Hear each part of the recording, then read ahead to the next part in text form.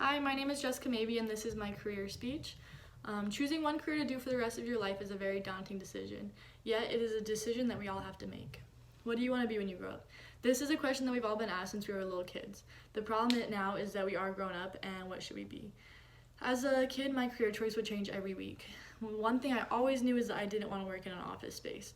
I love to be active and to be out and about while not being confined to a small space. I also like to have change in my day-to-day life and to be able to set my schedule. As an interpreter, my days would be filled with different people and different conversations. I'd be able to set my own schedule and to choose what days I work. The deaf community is small, which means I'd also be around familiar faces. All around, it seems like the perfect fit for me. I fell in love with ASL when I had to take a year of foreign language. The only reason I ended up in the class was actually because I had a friend who was already enrolled. I had no idea the impact that the class would have on me or how it would change my life. I love being able to be involved in the deaf community and to be able to communicate with the deaf and the hard of hearing. There have been various times that I have been able to use ASL to communicate, and especially while I'm at work.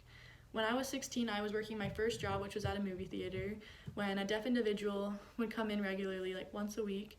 At first, I didn't know any sign language and I had a very hard time talking to him, but over time, I went to class and I continued to learn the language, and then we were able to talk and we became good friends.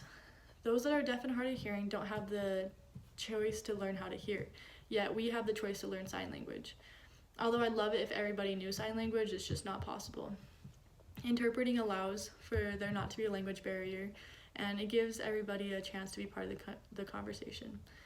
I am very much a people's person. I love to meet and to be around new people, and overall I'd rather be around others than to be by myself.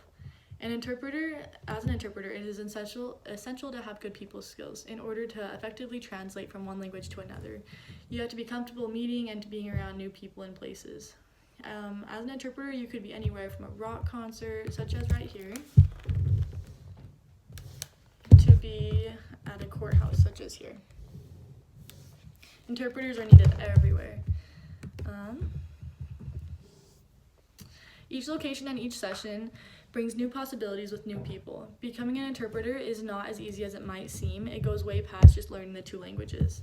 As CareerAddict.com says, language fluency is the bare minimum of the requirements. In order for an interpreter to become successful, they will need to be able to maintain unbiased and to ensure that their main priority is to transfer exactly what the source party intends to convey. Interpreters need to keep the same energy as those in the conversation and also have to have a good understanding of the cultures behind the languages. Like most professionals, the best way to become better at signing is to practice, and then practice some more. In order to become certified in interpreting, there are a few steps you need to take.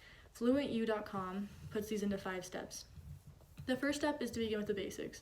This means practice signing while also learning more about the culture behind the sign language. I have done this through classes on my own and through hours of community service. The next step is to decide what type of interpreter you'd like to be. Interpreters are needed almost everywhere. This is because deaf and hard of hearings by law is to have an interpreter for educational purposes, in court, in hospitals, and so on. I have decided that I want to be a freelance interpreter. As Registry of Interpreters for Deaf defines freelancing, it means you are responsible for finding and maintaining your own client base. The third is to research needed certifications. Different agencies will want different qualifications, so it is essential to research this before applying. There are a series of tests that one has to pass in order to be certified for interpreting for the deaf. The next is to tailor your education. It is important to prepare if the certificate program is not enough. This is why I have decided to go after my bachelor's and to have a few extra schooling under my belt. Having a degree makes you more prepared and makes you look better than your competitors when applying to a job. The final step is to practice with real-world language resources. Some ways to do this is to volunteer your time and conversate with those that are already in the field. I have done this by going to various deaf events and always taking the opportunity to sign with those I have come with contact that are deaf and hard of hearing in public. Interpreting helps everybody be involved in the conversation.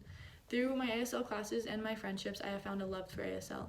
My hope is that by hearing about my love of ASL, it encourages you to take just a few minutes to learn a couple of signs.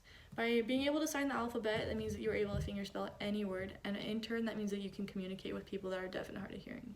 Because I like to meet new people, interpreting is perfect for me.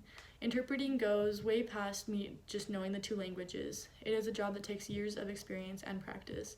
In order to become a certified interpreter, you need to pass certain administered tests, and having a bachelor's or master's degree is recommended and will help you land jobs. Thank you for listening.